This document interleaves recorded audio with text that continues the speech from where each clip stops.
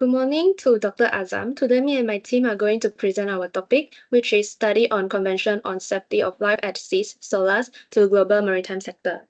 And now I will begin by introducing the Convention of the Safety of Life at Sea, commonly known as SOLAS.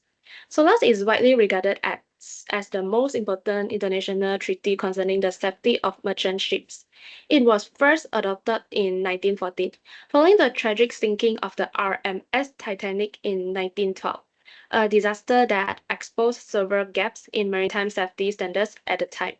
Over 1,500 lives were lost, and this incident highlighted the urgent need for internationally agreed rules on ship safety.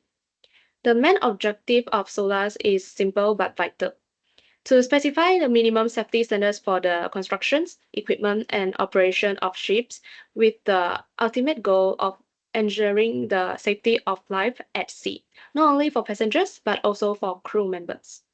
Over the years, SOLAS has undergone multiple revisions to stay relevant to new challenges and technological advancements. Updates were made in 1929, 1948, and 1960. However, the most important update was in 1974, which created a framework allowing SOLAS to be amended more easily without needing to wait for new treaties each time, a significant improvement that keeps regulation responsive. And today, SOLAS remains a critical foundation for international maritime law, setting a global benchmarks that protect millions of lives every year. Thanks Rojun for the intro. Now I will be sharing a critical evaluation of the SOLAS Convention and how it impacts the global maritime sector. Let's begin with the advantages of the SOLAS Convention. Firstly, one of the biggest achievements of SOLAS is its role in enhancing maritime safety standards. It provides a clear, uniform regulation for shipment construction, equipment, and operation. A good example is the Global Maritime Distress and Safety System, which has drastically improved emergency communication at sea and lead to a fast response time during the maritime emergencies. Secondly, SOLAS play a crucial role in promoting a safety culture. It enforces regular drills, safety checks, and training among the ship crews. This emphasis ensures that seafarers are well prepared to respond to emergencies, which ultimately reduce the accident and loss of life. Thirdly, SOLAS contribute to the facilitation of global trade. By standardizing safety regulation across the countries, it creates a smoother compliance process for the shipping companies.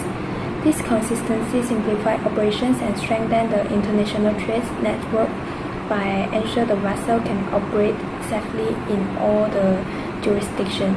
Now, moving on to some of the disadvantages, one major challenge is the high cost of implementation.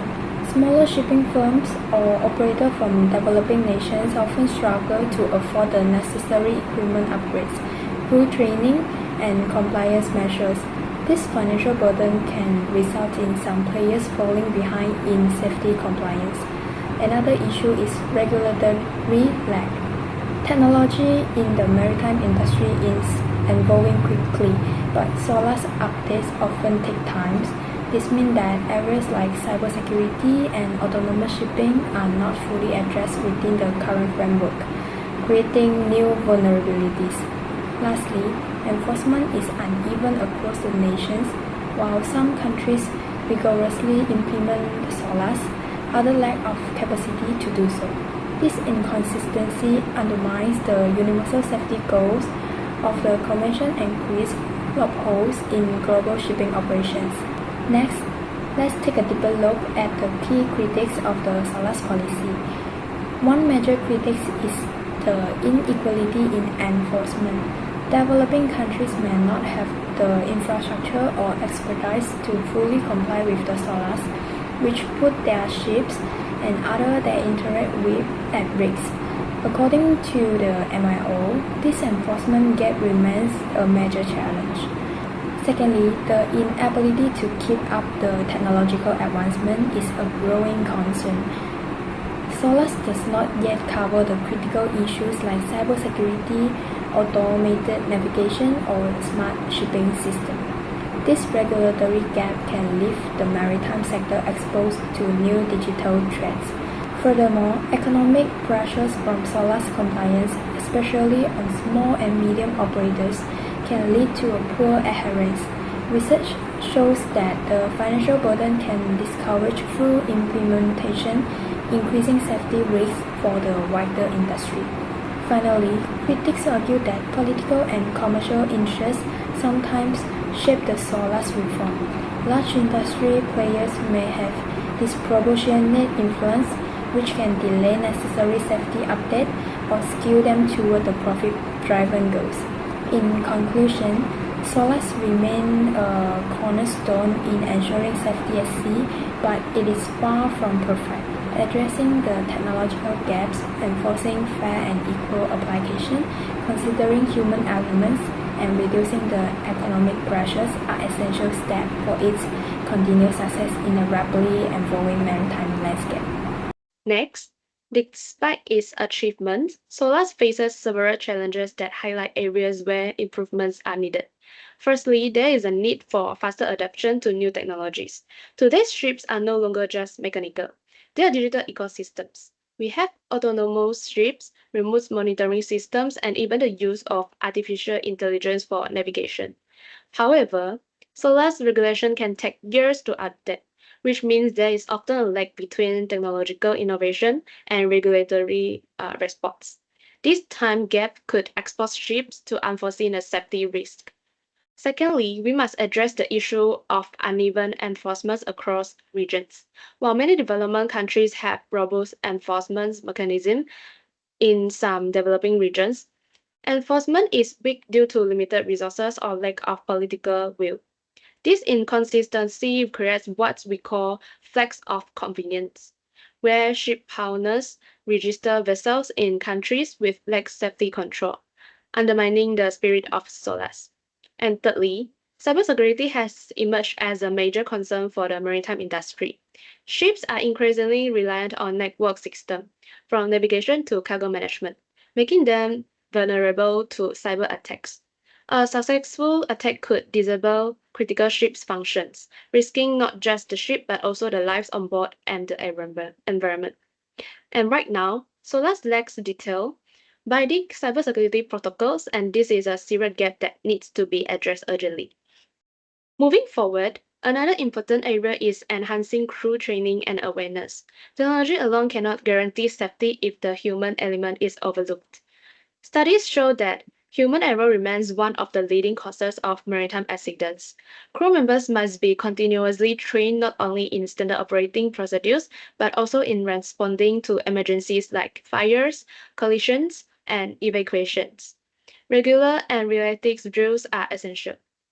Linked to this is the need to improve life-saving appliances and emergency drills. Many ships conduct lifeboat drills purely for compliance without truly testing whether evacuation systems work under real-world conditions like bad weather or low visibility. We must ensure that life-saving equipment such as lifeboats and fire detection systems are not just available but truly operational and reliable with neither modes.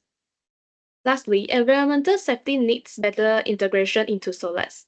In the past, SOLAS focused almost entirely on human life. Today, with growing concern over marine pollution and climate change, there is a push to broaden the definition of safety to also include the protection of the marine environment. Oil spills, hazardous cargo leaks, and shipwrecks can cause lasting ecological damage. Modern SOLAS updates should incorporate stronger environmental safety provisions to ensure that saving human lives and saving the planet go hand in hand. And that's all for my part. I will pass to the next presenter. Thanks for watching. Now I want to talk about the suggestion of sustainable conversion on the safety of life at sea, SOLAS. So for the first suggestion, the global maritime sector can invest in eco-friendly and environmentally research design. And this involves using a lightweight, reusable, and a low-carbon material, as well as energy-efficient hull design and retrofitting requirements that enable the future conversion to the zero-emission fuel such as hydrogen and ammonia. And for the second suggestion, The SOLAS should improve the waste management to address the issue of marine litter, including the loss of container and plastic, by implementing measures of tracing lost items and promoting the use of the biodegradable material, and also generated waste should be separated on board into the categories such as plastic, food waste, and oil waste. To dedicate the storage area with container system should be implemented to prevent an accident discharge into the sea. And for the third suggestion, the SOLAS should increase the crew safety and training to integrate the sustainable practice into the training and certification program for the seafarer. Additionally, the training of the seafarer under the standard of training certification and the watchkeeping STCW should include the modular on environmental emergency response and the carbon footprint on us to align the maritime safety with sustainable education. And for the next slide, the SOLAS should promote the energy efficient in the global maritime sector to integrating the real-time emission monitoring system could be the made mandatory under navigation safety regulation, and also requiring the ship to maintain a digital log of their energy performance. And this is not only the support environmental goals, but also enhance the operation safety. And for the next suggestion is encourage the cooperation and stakeholder engagement between the government, ship owner, and industry organization to develop and implement a sustainable practice and regulation.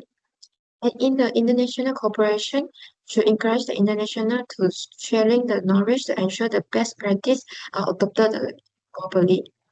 And additionally, to gain the device perspective and support, involve the non-government organization and other stakeholders in the development and implement of the sustainable initiative. And for the lastly suggestion is implement innovation technology. The SOLAS can implement some green technology such as electric propulsion system, alternative fuel, and energy efficient ship design.